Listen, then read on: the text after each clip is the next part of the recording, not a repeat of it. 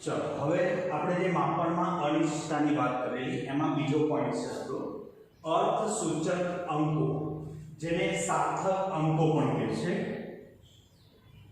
અર્થસૂચક અંકો જેને આપણે સાર્થક અંકો કહીએ છીએ નોર્મલી આપણે રસાયણ વિજ્ઞાનમાં જે પ્રયોગો કરીએ છીએ ને પ્રયોગોમાં આપણને મૂલ્યો મળે છે હવે એ જે મૂલ્યો આપણે માપીએ છીએ એ મૂલ્યો સાચા મૂલ્યથી કેટલા નજીક હોય છે એ ખાસ મહત્વનું છે આ ઉપરાંત મેળવેલા જે મૂલ્યો છે એ મૂલ્ય વચ્ચેનો તફાવત પણ કેટલો છે એ પણ ખાસ મહત્વનો છે તો આપણે જે મેળવેલા મૂલ્યો છે એ મૂલ્યો મેળવેલા મૂલ્યો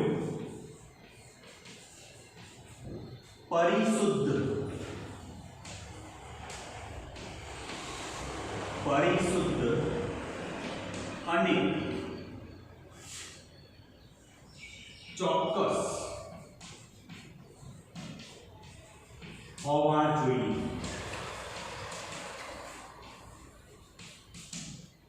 મેળવેલા જે મૂલ્યો છે એ મૂલ્યો પરિશુદ્ધ અને ચોક્કસ હોવા જોઈએ હવે આ પરિશુદ્ધ અને ચોક્કસ એટલે શું તો પહેલી વાત આપણે પરિશુદ્ધની કરીએ છીએ કે પરિશુદ્ધ કોને કહીશું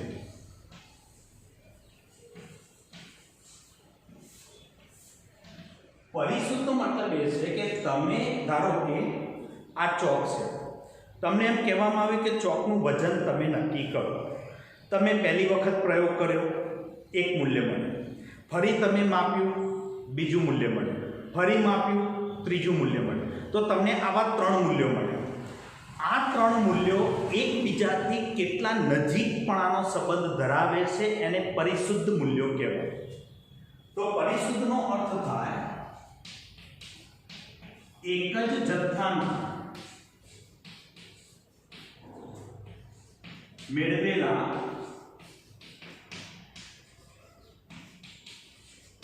મૂલ્યો વચ્ચેનો નજીકપણાનો સંબંધ કેટલા જેટલો નજીકપણાનો સંબંધ એટલે ડિફરન્સ જેટલો ઓછો હશે એટલા એ મૂલ્યો પરિશુદ્ધ ગણાશે હવે વાત આવે છે આ ચોક્કસ કોને કહીશું ચોક્કસ મૂલ્યો કોને કહીશું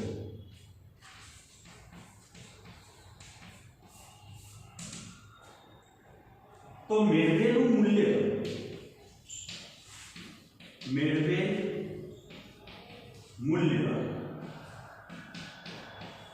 સાચા મૂલ્યની કેટલું નજીક છે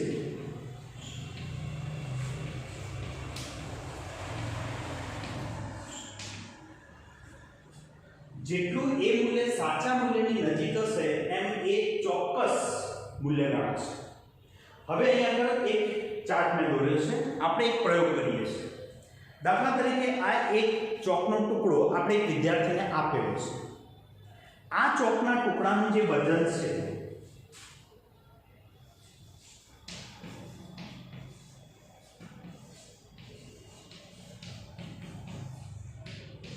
બે ગ્રામ આ એનું ચોક્કસ મૂલ્ય છે 2 ગ્રામ છે હવે આપણે વારાફરતી 3 વિદ્યાર્થીઓ પસંદ કર્યા વિદ્યાર્થી A B અને C એ વિદ્યાર્થીઓને વારાફરતી આ ચોક આપવામાં આવ્યો અને એમને 2 વખત પ્રયોગ કરી એના વજન નક્કી કરવાનું કહેવામાં આવ્યું તો પહેલા વિદ્યાર્થીએ પહેલી વખત વજન કર્યું એને આવ્યું 1.95 ગ્રામ બીજી વખત એને વજન કર્યું 1.93 ગ્રામ આવ્યું અને આ બંનેનું સરેરાશ મૂલ્ય આવ્યું આપણને 1.94 વિદ્યાર્થી B એનું જે વજન છે 1.94 પહેલા પ્રયોગ બીજા પ્રયોગમાં 2.05 આવ્યું એનું એવરેજ થશે 1.995 વિદ્યાર્થી C એનું આ મૂલ્ય આવ્યું 2.01 અને 1.99 આવ્યું બીજા પ્રયોગમાં બંનેનો સરેરાશ આવ્યો 2 હવે આમાંથી કયા વિદ્યાર્થીના મૂલ્યો પરિશુદ્ધ છે અને કયા વિદ્યાર્થીના મૂલ્યો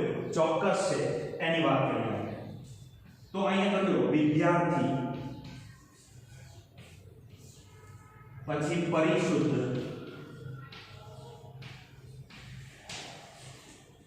અને અહીંયા આવશે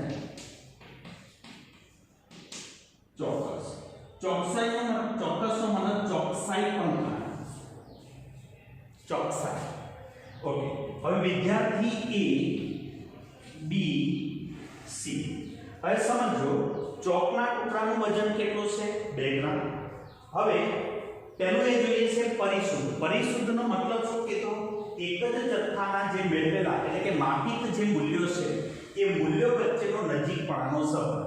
આ વિદ્યાર્થીના બે મૂલ્યો આ બંને વચ્ચે જેટલો નજીકપણાનો સંબંધ હશે એટલો એ પરિશુદ્ધ કહેવાશે. તો અહીંયા બધું 1.95 ને 1.93 ડિફરન્સ કેટલો છે? ખાલી 0.02 નો. આનો મતલબ કે આ મૂલ્યો એ પરિશુદ્ધ છે. વિદ્યાર્થી એના જે મૂલ્યો છે એ પરિશુદ્ધ છે. વિદ્યાર્થી બી આ બે વચ્ચેનો ડિફરન્સ તમે જો ખૂબ જ વધારે છે એટલે કે એના મૂલ્યો એ પરિશુદ્ધ નથી. વિદ્યાર્થી સી ના મૂલ્યો જો આ બે વચ્ચેનો ડિફરન્સ પણ ખૂબ જ ઓછો એટલે આ મૂલ્ય કેવું ગણાશે? પરિશુદ્ધ.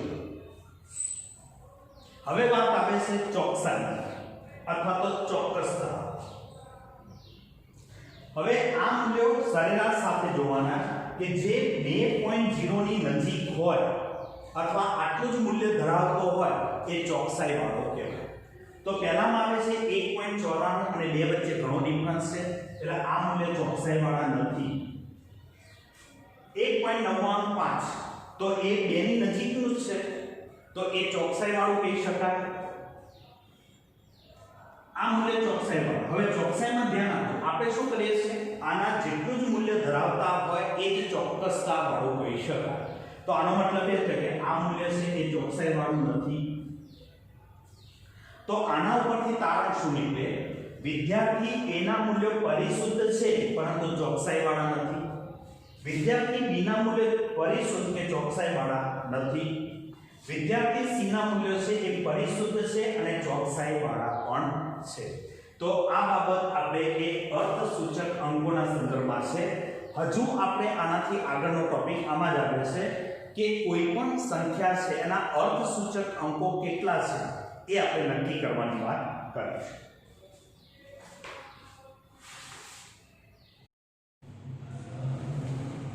ચલો હવે વાત છે આપણે અર્થસૂચક અંકો. અર્થસૂચક અંકોનો મતલબ કે આપણે જે ચોકસાઈથી મૂલ્યો મેળવીએ છીએ એ મૂલ્યમાં જે અનિશ્ચિતતા રહેલી હોય પ્લસ ઓર માઇનસ સમથિંગ જે પ્રમાણે લખતા.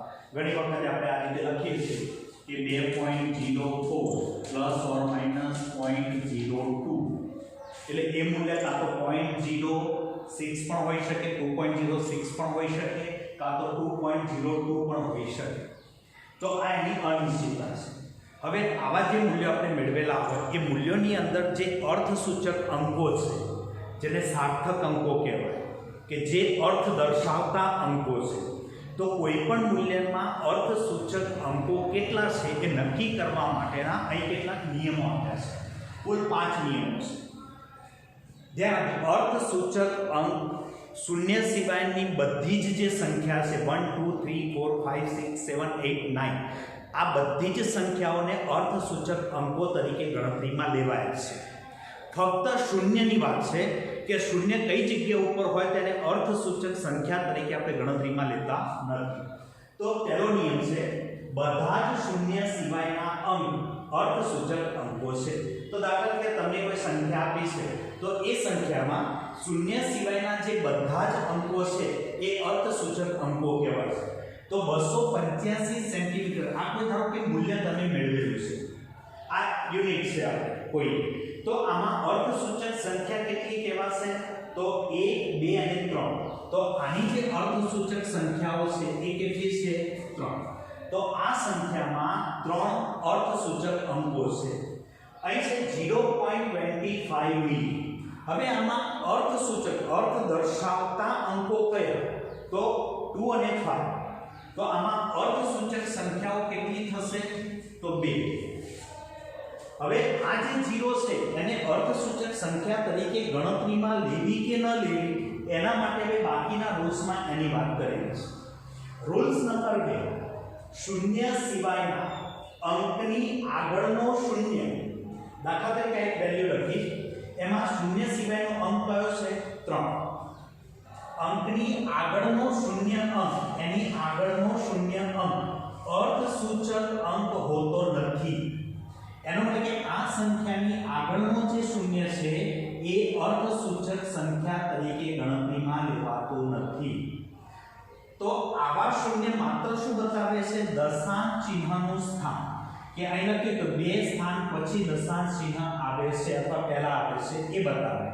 તો આમાં અર્થસૂચક સંખ્યા કેટલી થશે આ વેલ્યુમાં? તો ફક્ત એક જ અર્થસૂચક સંખ્યા બને. અહીંયા બને આ જે અંકો લખેલા છે દશાંશ ચિહ્ન સિવાયના અંકની આગળના શૂન્યો એને અર્થસૂચક સંખ્યા તરીકે ગણતરીમાં લેવાતા નથી. તો અહીં અર્થસૂચક સંખ્યા ફક્ત કેટલી થશે? 2. માટે આપણે અહીંયા જો આ સંખ્યાની પહેલાના શૂન્યને અર્થસૂચક સંખ્યા ગણી નથી. Rules number 3. શૂન્ય સિવાયના બે અંકોની વચ્ચેના શૂન્ય અંકો અર્થસૂચક છે. ધારો કે આ બે સંખ્યાઓ છે ને એની વચ્ચેનું શૂન્ય છે તો એ અર્થસૂચક સંખ્યા ગણાશે. તો આની અર્થસૂચક સંખ્યા કેટલી થશે? 4.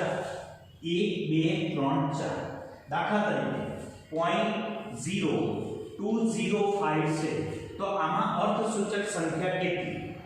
તો જો બે અંકોની વચ્ચેના શૂન્યને તો ગણતરીમાં લેવાનું, પણ આ તો અંકની પહેલાના શૂન્ય છે એમાં આ રૂલ્સ લાગુ પડે. તો આ તો અર્થસૂચક સંખ્યા તરીકે ગણતરીમાં લેવાશે નહીં. ફક્ત કેટલા લેવાશે? 2. તો 3. તો આ અર્થસૂચક સંખ્યાઓ કેટલી થશે આમાં? 3. એ રૂલ્સ નંબર 3 છે. હવે રૂલ્સ નંબર 4. સંખ્યાની જમણી બાજુના છેડા ઉપરના શૂન્ય. આ જે સંખ્યા છે એમાં આ જે નંબર લખ્યો છે એની જમણી બાજુના છેડા ઉપરના શૂન્ય હોય તો તે અર્થસૂચક ગણાય છે. તેને અર્થસૂચક સંખ્યાની ગણતરીમાં લેવા પડે, પણ સંખ્યાની આગળનો શૂન્ય લેવાશે નહીં. તો અહીં અર્થસૂચક સંખ્યા કેટલી થશે? તો 3. 1 2 ને 3. જો તે દશાંશ ચિહ્નની જમણી બાજુ હોય તો એને શરત આપો કે જો દશાંશ ચિહ્નની જમણી બાજુ અને સંખ્યાની પાછળ નંબરની પાછળ હોય તો આપણે ગણતરીમાં લઈશું. પરંતુ જો દશાંશ ચિહ્ન સિવાયના સંખ્યાના જમણી બાજુ આવેલું, આમાં ક્યાંય દશાંશ ચિહ્ન નથી લખેલું, તો હવે એમાં જમણી બાજુ છે, આ સંખ્યાની જમણી બાજુ છે તો ગણતરીમાં લેવાશે નહીં. પોઈન્ટ આપેલો હોય અને સંખ્યા હોય એની પાછળ શૂન્ય હોય તો ગણતરીમાં લે, પણ દશાંશ ચિહ્ન જો નથી તો નંબરની પાછળ લખેલા શૂન્યોને ગણતરીમાં ન લેવા. તો આમાં અર્થસૂચક સંખ્યા કેટલી ગણાશે? ફક્ત આ 1. દાખલા તરીકે 1 2 0 1 0 0 2 0 1 0 0. તો ત્યાં બે અંકોની વચ્ચેના શૂન્યને તો લેવાનું છે, પરંતુ અંક પાછળ જે આવતા હોય તેને નહીં લેવાના. તો આમાં કેટલા અર્થસૂચક સંખ્યા થશે? તો 3. 1 2 ને 5. કોઈ ચોક્કસ સંખ્યા હોય, હવે ધ્યાન, કોઈ મૂલ્ય નથી પણ કોઈ સંખ્યા બતાવેલી, દાખલા તરીકે 2 દડા છે, 20 ઈંડા છે, તો એમને અર્થસૂચક સંખ્યાઓ કેટલી? તો જુઓ 2 દડા છે ને હું આ રીતે લખી શકું 2.0. 2.0 નો મતલબ શું થયો? 2 થયો. 2.00 નો મતલબ શું થયો? 2 થયો. 2.00000 એનો મતલબ કેટલો થયો? 2 થયો. આનો મતલબ કે આની અંદર અનંત સંખ્યાના સાર્થક અંકો છે. અનંત સંખ્યા. તમને પૂછે 2 દડામાં કેટલા સાર્થક અંકો? તો અનંત. એ રીતે 20 ઈંડા, તો 20 ઈંડાને હું આ રીતે લખું તો પણ વેલ્યુ તો 20 જ રહેશે. તો આની અંદર અને આની અંદર આપણા જે અંકો આવશે સાર્થક અંકો એ કેવા ગણાશે? અનંત. એટલે આ એક સંખ્યા લખી છે, 2 દડા છે, 20 ઈંડા છે, 10 ચોક છે, તો એના માટે સાર્થક અંકો કેટલા થશે? અનંત. તો આ રીતે સાર્થક અંકોની આપણે એમસીક્યુમાં એકાદ પ્રશ્ન આ સાર્થક અંકોની સંખ્યાની ગણતરીનો આપણે પૂછતા હોઈએ છીએ. તો આ તમારે એને નિયમો છે લખવાના, પણ નિયમોને ખાલી સમજી લેવાના છે કે કેવી રીતે સાર્થક અંકોની ગણતરી કરવામાં આવતી હોય છે. ઓકે.